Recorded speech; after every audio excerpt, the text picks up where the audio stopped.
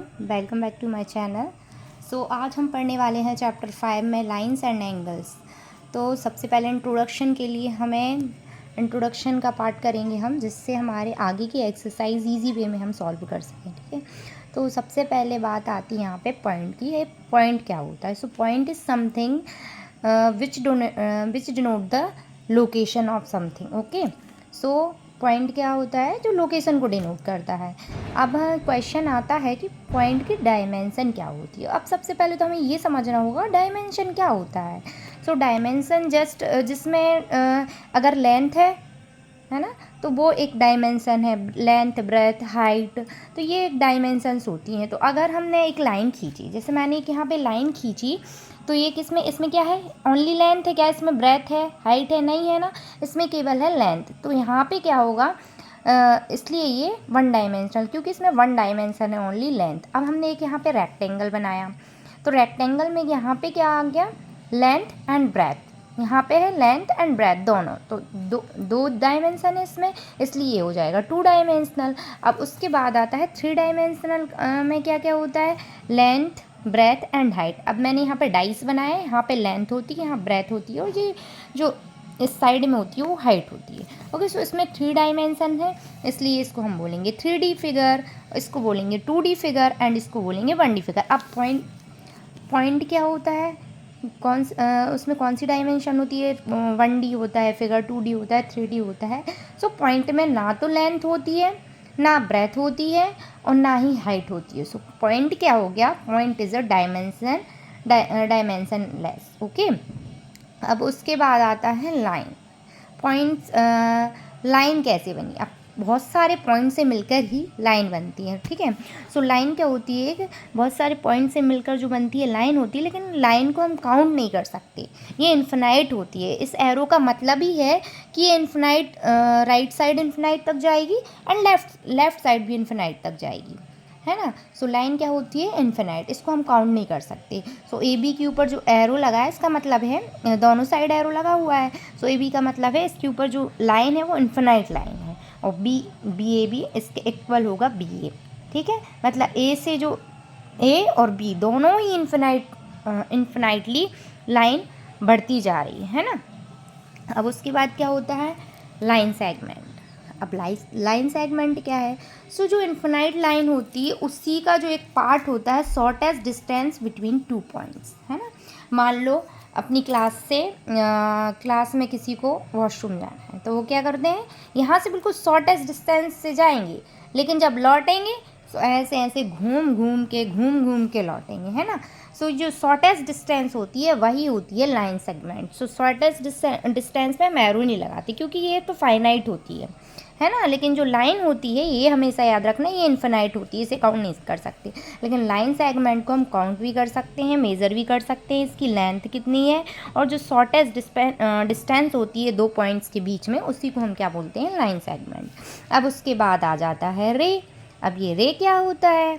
रे line segment का ही line का ही पार्ट है, लेकिन उसमें क्या होता है? एक तो फिक्स होती है लाइन, है ना, एक पॉइंट तो फिक्स होता है, लेकिन जो सेकंड पॉइंट होता है वो इन्फिनाइट जाता है। देखो, जैसे इसमें मैंने ए और बी दो पॉइंट दिए, लेकिन जो बी पॉइंट है उसमें एरो लगाया, ए में नहीं लगाया, क्योंकि ए का हमें स्टार्टिंग पता है कहाँ से हो रही है, लेकिन बी कहाँ तक जाएगा मुझे नहीं पता, है ना, हमें नहीं पता। तो इसका बेस्ट एग्जाम्पल है सन रे। सन का हमें पता है कि रे सन से स्टार्ट होती है, लेकिन अर्थ पे कहाँ तक जा रही है ये हमें फिक्स नहीं होता है, वो इन्फिनाइट तक कहीं भी जा सकती है ना। तो सबसे बेस्ट एग्जाम्पल है रे का सन रे, है ना। यहाँ से स्टार्टिंग पॉइंट तो हमें पता होगा, लेकिन जो लास्ट पॉइंट होगा वो हमें पता नहीं होगा। सो एक साइड इसमें एरो होता है, एक साइड इन्फिनाइट होती है, और एक हमें पता होता है। सो इन्फिनाइट है, इसको क्या हम बोल सकते हैं? इन्फिनाइट। डेफिनेटली हम इसको इन्फिनाइट ही बोलेंगे, क्योंकि एक लाइन इसकी हमें पता नहीं होती कहाँ तक जा रही है ना। और ए बी को हम ऐसे डिनोट करेंगे, इसमें एक ही एरो लगाएंगे, है ना, दो नहीं लगाएंगे, जबकि हमने लाइन में क्या किया था? दोनों साइड एरो लगाए थे। और लाइन सेगमेंट में कोई एरो नहीं लगाना, क्योंकि ये फाइनाइट होती है, फाइनाइट डिस्टेंस होती है दो पॉइंट्स के बीच में। अब आ जाते हैं मेन टॉपिक जो हमारा है एंगल्स। अब एंगल क्या होती हैं? तो जब भी हम क्या करते हैं, एक वर्टेक्स पॉइंट है, मान लो एक पॉइंट है जिसको हम वर्टेक्स बोलेंगे, उस वर्टेक्स से जब दो रेज निकलती हैं तो वो जो दो रेज के बीच में जो एरिया बनता है, देखो जो मैंने यहाँ पे ब्लू से इसको डिनोट वो हाईलाइट किया हुआ है कि ये वर्टेक्स पॉइंट है, या पॉइंट को वर्टेक्स भी बोल सकते हैं हम यहाँ पे। सो वर्टेक्स से जब दो रो, एक ये रे निकल रही है, एक ये रे, अब देखो रे क्या होती है, एक साइड तो हमें ये पॉइंट तो पता है कि यहाँ से स्टार्ट हो रही है, लेकिन ये बी कहाँ तक जाएगा, ये ए कहाँ तक जाएगा, हमें नहीं पता, ये फिक्स पॉइंट है। तो इन्हीं दो रे के बीच में, जब भी वर्टेक्स पॉइंट से दो रे के बीच में जो एरिया बनता है ना, उसी को क्या बोलेंगे हम, एंगल्स। ठीक है, तो एंगल को हम कैसे डिनोट करेंगे, हम एंगल को डिनोट करेंगे ए ओ बी। ठीक है, और ऐसा हम एंगल बनाएंगे। लेकिन हम इसको है ना, जो एंगल होता है ना, यहाँ पे एंगल क्या है, ओ बन रहा है, यहाँ पे ये ओ एरिया को डिनोट कर रहा है। तो ए जो ओ होता है, एंगल को हमेशा हम बीच में लिखते हैं, इसलिए हमने ए ओ बी, इसको हम बी ओ ए बी लिख सकते हैं। लेकिन एंगल हमेशा बीच में ही रहेगा, जैसे यहाँ पे ओ एंगल है तो बीच में है, इसको हम ओनली ओ एंगल ओ से भी डिनोट कर सकते हैं। ये एंगल का साइन होता है, जो मैंने ऐसे बनाया है, ऐसे ये एंगल का साइन होता है। ओके, अब यहाँ पे अगर मैं ऐसे बोलूँ कि अगर, हाँ हमने बोल दिया कि इसको हम ए ओ बी है, जैसे इसको ओ सिंगल ओ से भी डिनोट कर सकते, तो क्या मैं अगर यहाँ से बीच से वर्टेक्स से एक और रे खींच दूँ तो क्या मैं इसको ओनली एंगल ओ से डिनोट कर सकती हूँ, तो नो, क्योंकि यहाँ पे मैं है ना दो एंगल बन जाएंगे। एक यहाँ पे, वेट अ मिनट, मैं पेन से मैं आपको एग्जांपल से समझाती हूँ, वेट।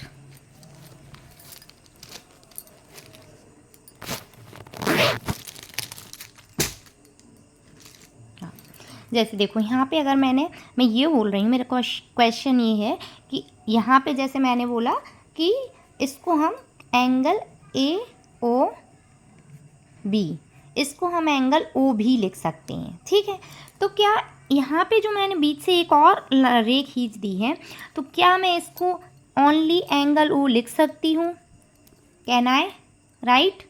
सो नो, बिकॉज यहाँ पे देखो एक एंगल ये बन रहा है, एक एंगल ये बन रहा है, तो यहाँ पे हम कैसे लिखेंगे एंगल्स को, ए ओ एस, एक एंगल हो गया ए ओ एस, और एक कौन सा बन रहा है, एस ओ बी। एंगल यहाँ पे ओ था तो इसको हमने बीच में रखा, एक एंगल है एस ओ बी। समझ आया आपको? उसके बाद है टाइप्स ऑफ एंगल्स। अब हम पढ़ेंगे टाइप्स ऑफ एंगल्स। एंगल कितने टाइप्स के होते हैं? सो एंगल फर्स्ट पढ़ेंगे हम राइट एंगल। जब भी दो रे जो होती हैं एक दूसरे के परपेंडिकुलर होती हैं, ठीक है, यहाँ पे दिख रही है आपको, बिल्कुल स्ट्रेट लाइन है एक दूसरे से, तो वहाँ पे 90 एंगल बनेगा तो उसे हम बोलेंगे राइट एंगल। जो 90 डिग्री का एंगल होता है, जब 90 डिग्री का एंगल बनता है तो उसे हम बोलेंगे राइट एंगल।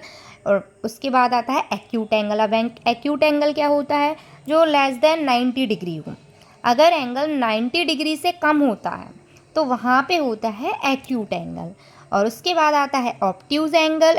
ऑब्ट्यूज एंगल क्या होता है? जब भी जो एंगल होता है 90 डिग्री से ज़्यादा होता है, मोर देन 90 डिग्री, लेकिन एक और कंडीशन उसके साथ आ जाती है कि लेस देन 180 होना चाहिए। 90 डिग्री से तो ऊपर हो लेकिन 180 डिग्री से कम हो तो वो क्या होता है? Obtuse angle. उसके बाद और भी एंगल्स होते हैं, तो हमें पहले इन तीनों एंगल का रिवाइज कर लेना है। Right angle 90 degree, less than 90 degree acute angle होता है, और मोर देन 90 डिग्री और less than 180 degree obtuse angle होता है। ओके, इतना समझ आया आप सभी को? और जो भी आपको डाउट्स हों आपको कमेंट बॉक्स में उसको लिखना है कि आपके क्या डाउट्स हैं। उसके बाद आता है स्ट्रेट एंगल। अब एक स्ट्रेट एंगल क्या होता है? जब भी हम एक स्ट्रेट लाइन खींचते हैं, जैसे मैंने यहाँ स्ट्रेट लाइन खींची, उसको एक पॉइंट को दे दिया एस, एक को दे दिया डी। स्ट्रेट लाइन है, ये दोनों साइड एरो है, लाइन है, ठीक है। अब यहाँ पे बीच से जो हमने एक पॉइंट बनाया है, यहाँ पे एंगल, ये देखो इस पॉइंट से इस पॉइंट के बीच जो एंगल बन रहा है, जो भी स्ट्रेट लाइन पे एंगल बनता है वो हमेशा 180 डिग्री बनता है, केवल ऊपर साइड, है ना। तो ये जब भी 180 डिग्री का एंगल होता है तो उसको हम बोलते हैं स्ट्रेट एंगल। अब उसके बाद आता है रिफ्लेक्स एंगल। अब ये रिफ्लेक्स एंगल क्या होता है? ऐसा एंगल जो 180 डिग्री से ज़्यादा हो। देखो यहाँ पे, ये देखो, ऐसा होता तो कितने का एंगल होता? 180। इतना बस कितना है? इतना है 180 डिग्री, है ना। अब लेकिन ये यहाँ तक बन रहा है, यहाँ तक बन रहा है, सो ये मोर देन 180 डिग्री है। लेकिन जब हम पूरा फुल एंगल बनाएंगे तो वो 360 होता है, लेकिन ये 180 से ज़्यादा है लेकिन लेस देन 360 डिग्री है, इसलिए इसको हम बोलते हैं रिफ्लेक्स एंगल। रिफ्लेक्स एंगल क्या होता है? मोर देन 180 डिग्री और लेस देन 360 डिग्री। ओके, अब उसके बाद आ जाता है कंप्लीट एंगल। कंप्लीट एंगल बिल्कुल सिंपल है, किसी भी स्ट्रेट लाइन में जो पूरा रोटेशन होता है, ये पूरा का पूरा रोटेशन है देखो इसमें एंगल का, है ना, तो उसे हम बोलेंगे कंप्लीट एंगल। और कंप्लीट एंगल हमेशा कितने डिग्री का होता है? 360 डिग्री का। ओके, तो straight angle 180 degree, reflex angle more than 180 degree, less than 360 degree, और कंप्लीट एंगल होता है 360 डिग्री। ओके, अब जो मेन एक्सरसाइज में जिससे हमें क्वेश्चन बनने वाले हैं उसमें फर्स्ट टॉपिक है पेयर्स ऑफ एंगल। क्या है? Pairs of angle. Pairs of angle में मतलब पेयर मतलब दो चीज़ें होती हैं, है ना, हमेशा दो का पेयर होता है। सो उसमें दो चीज़ें पढ़नी है हमें, कॉम्प्लीमेंट्री एंगल और दूसरा है सप्लीमेंट्री एंगल। अब कॉम्प्लीमेंट्री एंगल क्या होता है भाई? कॉम्प्लीमेंट्री एंगल में क्या होता है कि हमेशा दो एंगल्स, जो भी दो एंगल्स होते हैं उनका जो सम होना चाहिए वो 90 डिग्री होना चाहिए। ओके, देखो यहाँ पे लिखा भी हुआ है, two angles are set to be complementary if the sum of their measure complementary if the sum of their measure is 90। मतलब कि दो एंगल्स का जब सम 90 डिग्री होता है तो वो एक दूसरे के कॉम्प्लीमेंट्री एंगल्स होते हैं। जैसे अब पेयर्स की बात, पेयर है ना, यहाँ पे दो एंगल्स का जो सम है, मतलब दो एंगल का जो पेयर है उनका सम कितना होना चाहिए? 90। मान लो अगर एक एंगल 1 डिग्री है तो दूसरा जो होना चाहिए एंगल 89 ही होना चाहिए, है ना। ऐसा तो नहीं 90 हो जाएगा तो फिर 91 हो जाएगा, इसलिए हमेशा कॉम्प्लीमेंट्री एंगल में सम कितना होना चाहिए? 90 डिग्री। अगर एक एंगल 1 है तो दूसरा 89 होगा, एक एंगल 2 है तो दूसरा 88 होगा, तो 4 का कॉम्प्लीमेंट क्या होगा? 86, 43 का क्या होगा? 47, 5 का क्या होगा? 85, 5 डिग्री का कॉम्प्लीमेंट्री एंगल क्या होगा? 85, है ना। और इसका उल्टा वैसे ही होगा, 85 का कोई आपसे कॉम्प्लीमेंट्री एंगल पूछेगा तो आप क्या बताओगे? 5 डिग्री, राइट, है ना। सो यहाँ पे कितना आएगा? 90। बस सम 90 होना चाहिए। अगर 90 सम आ रहा है तो आपका वो एंगल्स है कॉम्प्लीमेंट्री एंगल, है ना। और इसका ऐसे भी पूछ सकते हैं 46 का कॉम्प्लीमेंट बताइए, तो उसका 46 में क्या करेंगे? 90 से 46 माइनस कर देंगे तो 44 आ जाएगा, है ना। या फिर 46 में ऐसी चीज़ ऐड कर दो कि 90 आ जाए, तो हमारे वो एक दूसरे के कॉम्प्लीमेंट्री एंगल हो जाते हैं, है ना। दोनों का सम 90 होना चाहिए। अगर कोई एंगल ऐसा दिया है कि उसका कॉम्प्लीमेंट्री निकालो तो हम 90 में से उसको माइनस कर देंगे, ठीक है। उसकी बात आए सप्लीमेंट्री। अगर कॉम्प्लीमेंट्री की बात आए तो आपको याद रखना है 90, और सप्लीमेंट्री एंगल की बात आए तो उसका मतलब है अपन को 180 डिग्री। कॉम्प्लीमेंट्री 90, सप्लीमेंट्री 180, मतलब दो एंगल्स का सम सप्लीमेंट्री में कितना होना चाहिए? 180। मान लो एक एंगल 80 है तो दूसरा 180 होने के लिए दूसरा एंगल क्या होगा? 100, है ना। 80 और 100 मिलके क्या बनाएंगे? 180। अगर एक है 110 तो दूसरा कितना होगा? 70, तभी 180 बनेगा ना। अगर एक है 60 तो दूसरा क्या होगा? 120। अगर एक 130 है तो दूसरा क्या होगा? 50 डिग्री, तभी 180 एंगल आएगा, है ना। और एक 140 है तो दूसरा 40 होगा, तभी 180। तो जब भी हमें पूछा जाए कि मान लो हमसे पूछा जाए 55 का सप्लीमेंट्री एंगल बताओ, तो हम क्या करेंगे? 180 से इसको माइनस कर देंगे तो कितना आएगा? 125, है ना। 125 ही आएगा ना। सो इसका सप्लीमेंट्री क्या हो गया? 55 का 125। ओके, क्योंकि अगर हम 125 और 55 को ऐड करेंगे तो 180 ही आएगा, मतलब 180 आना चाहिए। तो 55 में ऐसा क्या जोड़े कि 180 आए? 125। और 125 कैसे निकाला हमने? 180 में से 55 को माइनस करके, है ना। यही समझ लो कि दो एंगल का सम 180 होना चाहिए। अगर एक कोई एंगल दिया है तो 180 से माइनस करेंगे तो हमारा दूसरा सप्लीमेंट्री एंगल आ जाएगा। अब एक क्वेश्चन है आप सभी के लिए, an angle is less than 45 degree, it is complementary angle. अगर एक एंगल 45 डिग्री से कम है, ठीक है, 45 डिग्री से कम है तो इट इज़ कॉम्प्लीमेंट्री एंगल, तो ये कॉम्प्लीमेंट्री एंगल है। तो उसमें कंडीशन क्या होनी चाहिए, अगर एक 45 से कम है तो दूसरा क्या होगा, ग्रेटर देन 45 होगा, या लेस देन 45 होगा, या इक्वल टू 45 हो गया, या none of these above, none of the above होगा। तो देखो अगर एक 45 से कम है, मान लो 45 से कम, मान लो 44 डिग्री, ठीक है 44 डिग्री, तो दूसरा एंगल कॉम्प्लीमेंट्री के लिए क्या, दोनों का सम 90 होना चाहिए, है ना। तो हम 44 में क्या जोड़ें कि 90 आ जाए, ऑब्वियसली 46 ही जोड़ेंगे, है ना। तो ये 45 से ज़्यादा आ रहा है, तो इसका आंसर क्या हो जाएगा, ग्रेटर देन 45। अगर एक एंगल हमारा 45 से कम है तो उसके दूसरा कॉम्प्लीमेंट्री एंगल होगा ग्रेटर देन 45, राइट।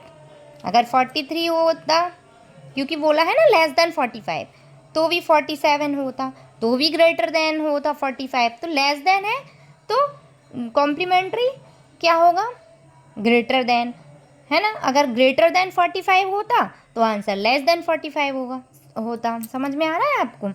अब फाइंड द कॉम्प्लीमेंट्री ऑफ 63। अब कॉम्प्लीमेंट्री का मतलब क्या होता है, सम कितना होना चाहिए, 93। तो देखो 63 का निकालना हमें प्रेयर 63 का, तो इसमें हम क्या ऐड करें कि 90 आ जाए, तो हम जस्ट क्या करेंगे, 90 से 63 माइनस कर देंगे। 10 में से 3 गया 7 और 8 में 6 गया 2, तो इसका कॉम्प्लीमेंट्री क्या एंगल क्या आ गया 63 का, 27। मतलब इन दोनों को हम सम करेंगे तो 90 ही आएगा। ओके, तो इसका आंसर क्या है, 27। अब इसके बाद आता है एक्सरसाइज 5.1। ओके।